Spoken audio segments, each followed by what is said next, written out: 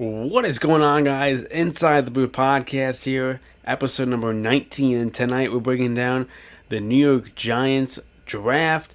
An amazing draft for the Giants. They had one of the best drafts in the NFL. I thought they did a really good job grabbing talent and solid talent. I wasn't able to, really break down, the preview of this draft. But nonetheless, they had a good draft. They had a lot of good pieces that they selected, and players of need. We could definitely potentially look back at this draft 2-3 years down the road and say we did a really good job in this draft.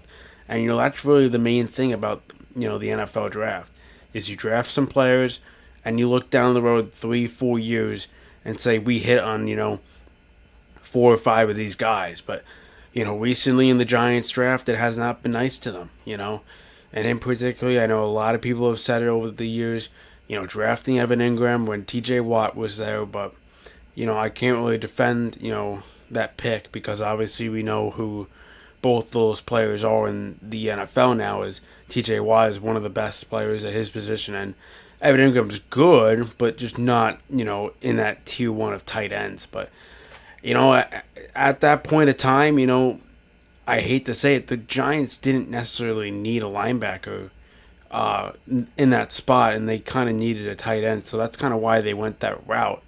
But, you look at it now and you say, there was a dumb pick. It was a dumb pick to select Evan Ingram over TJ Watt, so I can't really defend, the GM there, but the new era is off and running. I mean, this team made the playoffs in their first year in the Brian Dable coaching era and Joe Shane GM era. It was a really good year. 9-7-1 record. They were able to win a round against the Minnesota Vikings, and then obviously they got spanked by the powerhouse of the Philadelphia Eagles, and they had a really nice draft as well. I mean, credit to them, always making that team better, and man, it honestly pissed me off when I saw them grab Jalen Carter at I believe it was pick 9 when they traded up. I mean, Jalen Carter is an elite player in this. He's going to be an elite player in this league. I mean, the guy does everything at an elite level. So many people had him as one of the best players in the draft, and then, he just gets passed up. I honestly thought Seattle was going to take him, honestly, but that Seattle team's looking good as well with, who they selected at. Devin Witherspoon's a good cornerback. I thought a lot of teams did really good, in this draft. I thought the Eagles obviously drafted well. I thought the Steelers did a good job. I thought the Giants did good as well. We look at some of these picks. In particular, I had 3 of them that I absolutely loved. First one at 25, Giants select Deonte Banks. Amazing cornerback out of Maryland. Really good player. He's very physical. And, he could stay on top, the wide receiver. And, the Giants have a tough schedule this year. Third hardest schedule in the NFL. And they're going to be playing some really good players. I mean, in particular, you obviously play Dallas twice. So you're going to have to be dealing with CeeDee Lamb. You're going to have to deal with A.J. Brown on the Eagles, along with Devontae Smith. You're going to have to play the Dolphins, so you don't have to worry about Tyreek Hill and Jalen Waddle. Play the Buffalo Bills as well, so you're going to have to be worrying about Stephon Diggs and other players as well on that team. And also even the New York Jets, playing at MetLife. It's going to be a fun game against the Jets, and you're going to have to be playing a solid team that just acquired Aaron Rodgers. And Aaron Rodgers will always be Aaron Rodgers despite his age. I mean, he's still a very good quarterback, and it's good to see New York football producing and getting better down the road. I thought the Giants did better than the Jets in this draft, I felt, and that's not trying to be biased. I just thought they drafted a little bit better. I didn't really agree with the McDonald pick at that selection for the Jets. I thought they were going to trade down or maybe even grab an offensive weapon. Maybe, Jackson Smith and the Jibbo was there, and that would have been an elite wide receiver core with That all those guys. But nonetheless, the Jets are going to be fine, in my opinion. I think they're still going to have a really good year and make the playoffs. Along with the Giants, I think the Giants, have the capability to make the playoffs. But let's get back into, the draft. The Giants drafted Deontay Banks. They drafted John Michael Schmitz, who I loved, at 57. Some of the reporters had us taking John Michael Schmitz at 25 in some mocks. I would not have been pleased with taking a center at 25. I thought John Michael Schmitz is a great player, but I just didn't think at 25 that was the value. And I think the Giants did a really good job, stating the value and just drafting well. I mean, this was a very good draft from the New York Giants. And we haven't seen that in a while. We haven't seen the Giants go out and have a good draft in a long time. But the Giants are starting to have an exciting future, But, this team is starting to get weapons for Daniel Jones. And Daniel Jones is a guy that, I really want to see produce this year. 15 touchdowns last year. I mean, I know he didn't turn over the ball much, but 15 touchdowns is not going to go, not going to make you go far in this league. You got to be throwing at least, 30 touchdowns a year. Especially now that you just got a big, fat contract for 4 years at $40 million per year. So he's got to perform now. Daniel Jones has to perform. And that's why the Giants went out of their way and gave him, $40 million per year. Because they know he has talent. We know he has talent, especially in his running game. He's a very good runner. And that's what he uses very effectively, is his ability to get out of the pocket. And I feel like that's just a trend now for all these QBs that are getting drafted now. I think there's not many more pocket passers in this era. We look at the guys that were recently drafted. Bryce Young, he's going to be running all over the field. CJ Stroud, even Justin Fields. A lot of guys that are just going to be running around and making plays. And, that's kind of the new era for quarterbacks. It's not like, the Tom Brady or even like the Peyton Manning. That's just, they're not going to sit in the pocket. Because if you sit in the pocket now, you're just going to get destroyed. All right, with, now with what the defensive backs are doing, running 4.40s, something like that. They're just really fast now, and you're not going to be able to stay in the pocket, There's going to be a few times that you're going to be able to stay in the pocket, but for the most part, they're going to be running, especially if you don't have a good offensive line. And that's why I like the Giants taking John Michael Schmitz in the second round. The Giants need better offensive linemen. Andrew Thomas cannot hold down the offensive line by himself. I definitely expect, Evan Neal to have a much better season. I think he's fully capable of bouncing back next year. I think, he knows what he did wrong. His footwork wasn't good. A lot of it wasn't good, and teams were targeting him. They were purposely putting their best edge rushers and just rushing him constantly because they knew they could beat him easily. But I think if Evan Neal, can get better at the right tackle, you could have two franchise tackles with Andrew Thomas and Evan Neal, and that would be huge for the New York Giants because Daniel Jones takes a lot of beatings.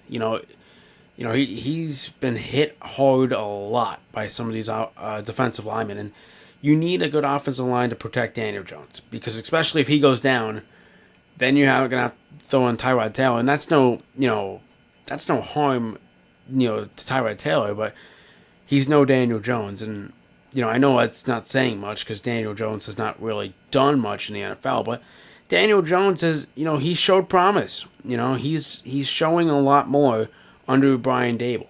Brian Dable is helping Daniel Jones develop, and I think he's gonna, produce him into a solid QB. Daniel Jones has all the tools now to do that. He has weapons now. Last year, he didn't have much. It was really just Saquon Barkley doing everything on the offense. For being totally honest. Like, if we be real with ourselves, if we didn't have Saquon Barkley, that team would be very bad. And that's why, that's what makes Brian Dable a good coach. Is they didn't have a true number one wide receiver. Kenny Galladay didn't pan out. Just a lot of bad from the Giants wide receivers. They weren't doing much. Darius Slayton was your best wide receiver last year. Okay? That's not, I'm not like throwing shame or anything to Darius Slayton, but Darius Slayton isn't going to go out and win you a game alone. He's not like a Justin Jefferson, Tyreek Hill, Stephon Diggs, even Cooper Kupp. He's not one of those. But, I'm really happy with the Giants draft regardless. And I'm glad we took John Michael Schmeitz. He's got great hands. Feet are a bit slow, but he's a really good run blocker. This guy creates holes, and that's big for Saquon Barkley because the Giants weren't able to create a lot of holes for Saquon Barkley. He would have a few really good runs, but then there'd be a few runs that, he's getting, behind the line of scrimmage. He's getting tackled right there because someone's getting beat, and that just can't happen. The only dude that wasn't getting beat was Andrew Thomas. You look at the tape, and you look at the offensive line, Andrew Thomas has his guy locked up. And this is against, some of the top rushers. He's got him locked up. But then the middle, everything just collapses, and that's just why, Saquon Barkley was getting tangled up. But let's get into Jalen Hyatt. Okay? Jalen Hyatt, honestly, I didn't think he was going to be a New York Giant. To be totally honest, I heard a lot of people telling, this guy's going to be a New York Giant, this and that. I'm happy we got him, though. I'm definitely happy we got him. Once I saw Addison, Smith-Njigba, Flowers, once all of them went gone, once all of them, went to their respective teams, I didn't know what the Giants were going to do, really. I felt cornerback was a really good selection, though, with Deonte Banks. But I just didn't know what we were going to do with wide receiver. Okay? But I also knew that this wide receiver class was very deep. It was very deep. And, to get Jalen Hyatt, the third round, having to trade up with the Rams, really good. I was really happy with that. Because the Giants, it never hurts to take, a wide receiver. And it never hurts depth.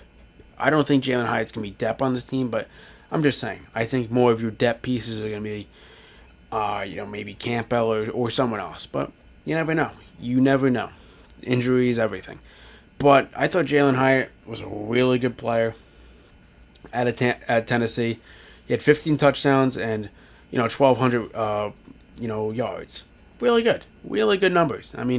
Yards per reception, 18.91. Really solid stuff out of Jalen Hyatt. He's very speedy, and I do really like the trade-up. And I think with Brian Dable, he could really utilize Jalen Hyatt really well. Okay? The Giants brought in speed. A lot of the players that they're bringing in have a ton of speed. They want to be quick. They want to make plays. All these creative plays. Because Brian Dable's a very smart offensive coach. Obviously he's the head coach, but he and Mike Kafka could really build an evil empire with, all these weapons that they've gotten, because they've really bolstered this wide receiver room. Kenny Galladay got released. Obviously had to replace him, and very easy to replace because Kenny Galladay did not bring much to the Giants. Plain out and simple. Gettleman went out, signed him to a long-term deal. I never liked the deal. I never thought Kenny Galladay was that. I never thought he was all that. He made some, cool catches at Detroit, but now he doesn't even have a job in the NFL. I don't know who's going to pick him up, but I'm not mad that Kenny Galladay's gone. That's just, to say the least, all right? Kenny Galladay is, I wouldn't even say mid. I think he's just bad. All right? I'm not even going to go on, destroying Kenny Galladay. But we look at the Giants' 2023 opponents. Now, at home, okay, they play Dallas. They play the Eagles, obviously. They play the Commanders. They play Green Bay, who they played against in London. They play the Jets at home, I guess you could say. They play the Patriots at home. They play the Rams at home. And they play the Seattle Seahawks at home as well. On the road, they're taking on Dallas, obviously. Commanders, Eagles, Saints, Raiders, Cardinals, 49ers, Dolphins, and Bills. So, a lot of good teams, right? And we look at it. Third toughest schedule in the league. Okay, obviously you play Dallas twice. You play Philadelphia twice. You play Buffalo once, obviously, away. You play Miami away. Seattle home. And San Francisco. What are all those, 6 playoff teams? I just said it. Have in common, they're all playoff teams. And the Giants struggled against playoff teams, okay? So that'll be interesting of how they play. I think, teams that they could definitely beat, I definitely think they could beat the Commanders. I don't think the Commanders are even close to the Giants, to be honest. I thought the Commanders had a poor draft. I thought they didn't do good at all. I think you could definitely beat the Raiders, Cardinals. There's a lot of games that I could just, see them winning. I mean, I think, the toss-ups are definitely the Jets, honestly. That could be a close game. I think, obviously the Dolphins, but it'll be interesting. The team that scares me the most on that schedule is the Eagles. I mean, what they did in the draft, selecting a bunch of Bulldogs, and, I mean, to get Nolan Smith at his spot was insane value as well. I mean, they just drafted so well. I mean, credit to them. Really good team out there. But it'll be interesting. But I believe in this squad, of course. The New York Giants. Hope we can make the playoffs again. I fully expect it. We have a ton of weapons now. And I think, the Giants have all the tools to do it. I mean, Brian Dable is a super smart coach. We know that. He just won Coach of the Year. Well deserved. Joe Shane, outstanding work in the draft. I mean, obviously Brian Dable did that as well. And good job to the staff crew as well. Just a really good job by the New York Giants. And the Giants are heading in the right direction. They finally are. A few years ago, I couldn't say that at all. But I'm really happy with what the Giants are doing now. As always, it's been the Inside the Blue podcast. This is your host, Vin. And as always, let's go Giants and stay safe out there, guys. Peace.